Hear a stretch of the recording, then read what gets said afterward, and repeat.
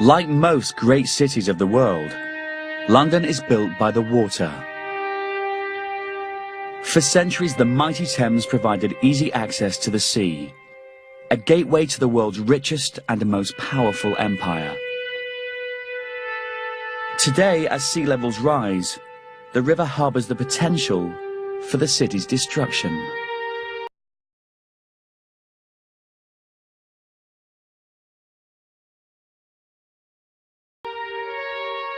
London prides itself on being well defended, with 185 miles of flood wall and 8 barriers holding back the tidal Thames. In 1982, the Queen opened what was the jewel in the flood defence crown. It is a great tribute to the wisdom of Parliament and of successive governments that London has now been made free from the threat of flooding. The barrier was an engineering marvel, the biggest in the world.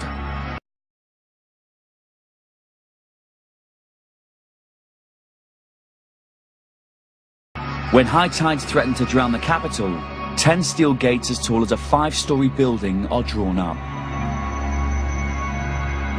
For over 20 years it has protected London. How much the city depends on it today is alarming. To give you an idea of the flood risk to London, if we didn't have the Thames barrier here and we had a big flood through London, water levels would be at the top of the lampposts through the Albert and Victoria embankments. Flood defences are getting older. The Thames barrier was only designed to last up to 2030. Originally, barrier closures were expected once every 2 to 3 years. Today, it closes 5 or 6 times every year. With projected sea level rises and sea surges, the status quo is not an option.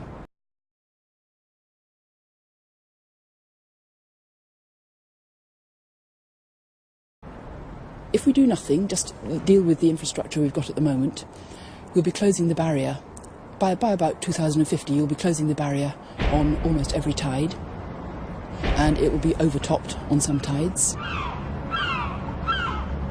The very worst scenario would lead us to expect an additional flood level of 3 metres on top of top flood levels of today. There would be in excess of 1.25 million people left living and working in a flood risk area, over £80 billion worth of property. There are 26 underground stations. There are 400 schools, 16 hospitals, power stations, there's an airport.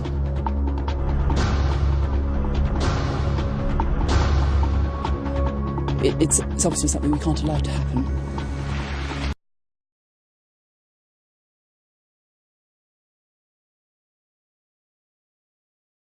The government has designated the Thames Gateway region as a prime development area. As London expands eastward, 13 of the 14 zones in the Gateway are at risk from both tidal and river surge. In spite of this, 120,000 new homes will be built in the floodplain. And it's a really straightforward issue. Is it sensible to concentrate a lot of new development in low-lying areas on an estuary when we've got climate change and sea level rise? And the answer is, well, probably not. This may be a predictable line from an environmentalist, but even the government's chief scientific advisor questions the wisdom of this approach. The water has to go somewhere, and that somewhere is often going to be a floodplain. And you're not going to want to have buildings in that area. We have to adopt a planning policy in which we reduce the building very substantially in areas that are prone to be floodplains. The speed and scale of climate change will call for radical thinking on flood defence in the coming decades. The stakes for London couldn't be higher. Well, we've managed flood risk very well, particularly since the establishment of the Thames barrier and associated defences. But if we fail to continue to manage flood risk effectively, London, quite simply, will not be sustainable as a world city.